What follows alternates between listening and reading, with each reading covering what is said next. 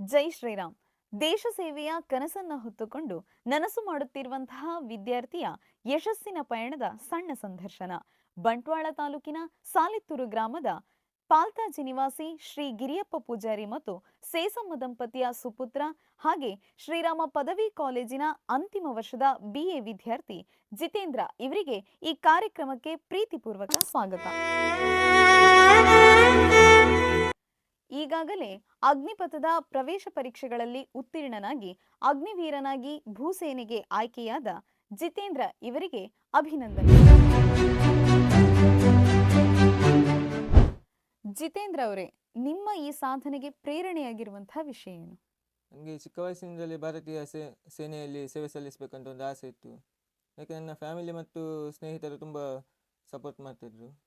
ನಂತರ ನಾನು PUCಗೆ ಶ್ರೀರಾಮ ವಿದ್ಯಾಕೇಂದ್ರಕ್ಕೆ ಜಾಯ್ನ್ ಆದೆ. ನಂತರ ಇಲ್ಲಿಯ ಕಾರ್ಯಚಟುವಟಿಕೆ ಮತ್ತು ಇಲ್ಲಿಯ ದೇಶಭಕ್ತಿ ಚಿಂತನೆಗಳು ನನ್ನ ಮೇಲೆ ತುಂಬ ಪ್ರಭಾವ ಬೀರಿದೆ. ನಂತರ ನಾನು ಡಿಗ್ರಿ ಕಾಲೇಜು ಕೂಡ ಇಲ್ಲಿ ಶ್ರೀರಾಮದಲ್ಲಿ ಕಲಿತಾ ಇದ್ದೇನೆ. ಇಲ್ಲಿಯ ಲೆಕ್ಚರ್ಸ್ ನನಗೆ ತುಂಬ ಸಪೋರ್ಟಿವ್ ಆಗಿದ್ದಾರೆ. ಇಲ್ಲಿಯ ಕ್ರೀಡೋತ್ಸವದಲ್ಲಿ ಸಂಚಲನ ಮತ್ತು ಕ್ರೀಡಾ ಚಟುವಟಿಕೆಗಳಲ್ಲಿ ನಾನು ತುಂಬ ಪಾಲ್ಗೊಳ್ತಾ ಇದ್ದೆ. ಇದು ನನಗೆ ಭಾರತೀಯ ಸೇನೆಯಲ್ಲಿ ಸೇವೆ ಸಲ್ಲಿಸಲಿಕ್ಕೆ ತುಂಬ ಸಹಾಯ ಮಾಡಿದೆ. ಜಿತೇಂದ್ರ ಅವರೇ, ನೀವೀಗ ಅಗ್ನಿವೀರ ಆಗಿ ಸೆಲೆಕ್ಟ್ ಆಗಿದ್ದೀರಾ. ನಿಮ್ಮ ಈ ಸೆಲೆಕ್ಷನ್ ಪ್ರೊಸೆಸ್ ಹೇಗಿತ್ತು? ಹಾಗೆ ನೀವು ಎಷ್ಟು ವರ್ಷದಿಂದ ಪ್ರಯತ್ನ ಪಡ್ತಾ ಇದ್ದೀರಾ? ನಾನು ಈ ಅಗ್ನಿವೀರನಾಗಿ ಸೇವೆ ಸಲ್ಲಿಸಬೇಕಂತ ಸುಮಾರು 4 ವರ್ಷದಿಂದ ಪ್ರಯತ್ನ ಮಾಡ್ತಾ ಇದ್ದೆ. ತುಂಬ ಸಲ ಪ್ರಯತ್ನ ಮಾಡಿದ್ದೇನೆ. ಇದು ಕೊನೆಯ ಅಟೆಂಪ್ಟ್ ಆಗಿತ್ತು. ಇದಕ್ಕೆ ಫಸ್ಟಿಗೆ ಎಕ್ಸಾಮ್ ಇರ್ತದೆ.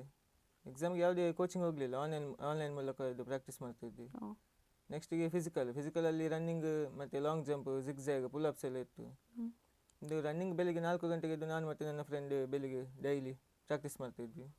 ಫಿಸಿಕಲ್ ತುಂಬ ಟಫ್ ಇರ್ತದೆ. ಅದೆಲ್ಲ ಕ್ಲಿಯರ್ ಆದಮೇಲೆ ಮೆಡಿಕಲ್ ಟೆಸ್ಟ್ ಇರ್ತದೆ. ಮೆಡಿಕಲ್ ನಾನು ಬ್ಯಾಂಗ್ಳೂರಿಗೆ ಹೋಗಿದ್ದೆ, ಅಲ್ಲಿ ಕ್ಲಿಯರ್ ಆಯಿತು. ನೆಕ್ಸ್ಟ್ ಇದೆಲ್ಲ ಮುಗ್ದಾದ್ಮೇಲೆ ಫೈನಲ್ ಮೆರಿಟ್ ಲಿಸ್ಟ್. ಈ ಟೆಸ್ಟ್ಗಳೆಲ್ಲ ಎಲ್ಲಿತ್ತು? ಎಕ್ಸಾಮ್ ಮಂಗಳೂರಲ್ಲಿ ಇತ್ತು, ಬೋಂದಿಲಲ್ಲಿ. ನೆಕ್ಸ್ಟ್ ಅದೆಲ್ಲ ಆದಮೇಲೆ ಸ್ವಲ್ಪ ಟೈಮ್ ಆದಮೇಲೆ ಇದು ಫಿಸಿಕಲ್ಗೆ ಅಡ್ಮಿಟ್ ಕಾರ್ಡ್ ಬರ್ತದೆ. ಅದು ಫಿಸಿಕಲ್ ಮೂಡಬಿದ್ರೆಯಲ್ಲಿ ಇತ್ತು, ಮೆಡಿಕಲ್ ಸಹ ಅಲ್ಲಿ ಆಗಿತ್ತು. ಮತ್ತು ಮೆಡಿಕಲಲ್ಲಿ ಸ್ವಲ್ಪ ರಿಮೆಡಿಕಲ್ ಆಯಿತು ನಂದು. ಅದಕ್ಕೆ ಬ್ಯಾಂಗ್ಳೂರಿಗೆ ಹೋಗಿದ್ದೆ, ಅಲ್ಲಿ ಎಲ್ಲ ಕ್ಲಿಯರ್ ಆಗಿ ಮತ್ತೆ ಪಾಸ್ ಆಯಿತು. ನನಗೆ ಗೊತ್ತಿರೋ ಹಾಗೆ ನೀವು ಎಜುಕೇಷನಲ್ಲೂ ಮುಂದಿದ್ದೀರಾ ಅಂತ ಗೊತ್ತಾಯಿತು. 90% ತೊಗೊಂಡಿದ್ದೀರಾ. ಈ ಎಜುಕೇಷನ್ ಮತ್ತು ನಿಮ್ಮ ಈ ಸಾಧನೆ ಹೇಗೆ ಮ್ಯಾನೇಜ್ ಮಾಡಿದ್ದೀರಾ? ನನಗೆ ಎಜುಕೇಷನಲ್ಲಿ ಅಷ್ಟು ಇಂಟ್ರೆಸ್ಟ್ ಇರಲಿಲ್ಲ. ನಾನು ಜಾಸ್ತಿ ಇದು ಸ್ಪೋರ್ಟ್ಸಲ್ಲಿ ಜಾಸ್ತಿ ಇದ್ದದ್ದು. ನಾನು ಇದಕ್ಕೆ ಟೈಮ್ ಮ್ಯಾನೇಜ್ ಮಾಡ್ತಿದ್ದೆ. ಮತ್ತು ಬೆಳಿಗ್ಗೆ ಬೇಗ ಎದ್ದು ಇದು ರನ್ನಿಂಗ್ ಪ್ರಾಕ್ಟೀಸ್ ಮತ್ತು ಇದು ಫಿಸಿಕಲ್ ಎಲ್ಲ ಬೆಳಿಗ್ಗೆ ಬೇಗ ಮಾಡ್ತಿದ್ದೆ. ನಂತರ ಕಾಲೇಜ್ ಟೈಮಲ್ಲಿ ಕಾಲೇಜ್ಗೆ ಹೋಗ್ತಿದ್ದೆ. ಸಂಜೆ ಬೇಗ ಬಂದು ಮತ್ತು ಇದು ಫಿಸಿಕಲ್ ಟೆಸ್ಟಿಗೆ ಪ್ರಾಕ್ಟೀಸ್ ಮಾಡ್ತಿದ್ದೆ. ಅದಕ್ಕೆ ಮತ್ತು ಇದಕ್ಕೆ ಯಾವುದೇ ಕಷ್ಟ ಆಗಲಿಲ್ಲ. ಎಕ್ಸಾಮ್ ಟೈಮ್ ಎಲ್ಲ ಎಕ್ಸಾಮ್ ಮಧ್ಯದಲ್ಲಿ ಒಂದು ಸೆಮ್ ಎಕ್ಸಾಮಲ್ಲಿ ಫಿಸಿಕಲ್ ಸಿಕ್ಕಿತ್ತು. ನನ್ನ ಲಕ್ಕ ಏನೋ ಗೊತ್ತಿಲ್ಲ, ಅದು ಡೇಟ್ ಬೇರೆ ಬೇರೆ ಸಿಕ್ಕಿತ್ತು. ಹಾಗೆ ಫಿಸಿಕಲ್ ಸಹ ಅಲ್ಲಿ ಆಯಿತು ಮತ್ತು ಇಲ್ಲಿ ಎಕ್ಸಾಮ್ ಸಹ ಕ್ಲಿಯರ್ ಆಯಿತು. ನೀವೀಗ ಯುವಕರಿಗೆ ಸ್ಫೂರ್ತಿಯಾಗಿದ್ದೀರಾ. ಅಂಥ ಯುವಕರಿಗೆ ಕಿವಿ ಮಾತು ಹೇಳುದು ಅಂತ ಹೇಳಿದ್ರೆ ಏನ್ ಹೇಳ್ತೀರಾ? ಹೆಚ್ಚಿನ ಯುವಕರಿಗೆ ಭಾರತೀಯ ಸೇನೆಯಲ್ಲಿ ಸೇವೆ ಮಾಡ್ಬೇಕಂತ ತುಂಬಾ ಆಸೆ ಇರ್ತದೆ. ಅಂದ್ರೆ ಒಂದೇ ಸಲಕ್ಕೆ ಸಕ್ಸಸ್ ಅನ್ನುವಂಥದ್ದು ಸಿಗುದಿಲ್ಲ, ತುಂಬಾ ಪ್ರಯತ್ನ ಮಾಡ್ಬೇಕು. ನಾನು ಸಹ ತುಂಬಾ 4 ವರ್ಷದಿಂದ ಪ್ರಯತ್ನ ಮಾಡ್ತಾ ಇದ್ದೇನೆ. ಸೋಲು ಗೆಲುವು ಇದ್ದದ್ದೇ. ಗೆದ್ದಾಗ ಖುಷಿ, ಸೋತಾಗ ದೇಶ ಪ್ರೇಮ ಮತ್ತು ಪ್ರಯತ್ನವನ್ನು ಬಿಡಬಾರ್ದು. ಇನ್ನಷ್ಟು ಹೆಚ್ಚಿನ ಯುವಕರು ಭಾರತೀಯ ಸೇನೆಯಲ್ಲಿ ಸೇವೆ ಮಾಡ್ಬೇಕಂತ ನಾನು ಬಯಸ್ತೇನೆ.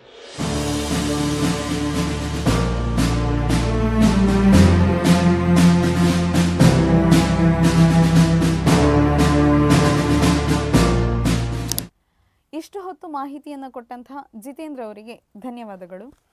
ಹಾಗೆ ಅಗ್ನಿವೀರಾಗಿ ದೇಶ ಸೇವೆಗೆ ಹೆಜ್ಜೆ ಇಡ್ತಿರುವಂತಹ ನಮ್ಮ ಶ್ರೀರಾಮ ವಿದ್ಯಾಕೇಂದ್ರದ ಹೆಮ್ಮೆಯ ವಿದ್ಯಾರ್ಥಿ ಜಿತೇಂದ್ರ ಅವರಿಗೆ ಶುಭಾಶಯಗಳನ್ನು ಕೊಡ್ತಾ, ಶ್ರೀರಾಮ ವಿದ್ಯಾಕೇಂದ್ರದ ಇನ್ನಷ್ಟು ಮಾಹಿತಿಗಾಗಿ ನಮ್ಮ ಯೂಟ್ಯೂಬ್ ಚಾನಲ್ ರಾಮಧ್ವನಿಯನ್ನು ಎಲ್ಲರೂ ಲೈಕ್ ಮಾಡಿ, ಶೇರ್ ಮಾಡಿ, ಸಬ್ಸ್ಕ್ರೈಬ್ ಮಾಡಿ, ಹಾಗೆ ಪ್ರೋತ್ಸಾಹಿಸಿ. ರಾಮ್ ರಾಮ್.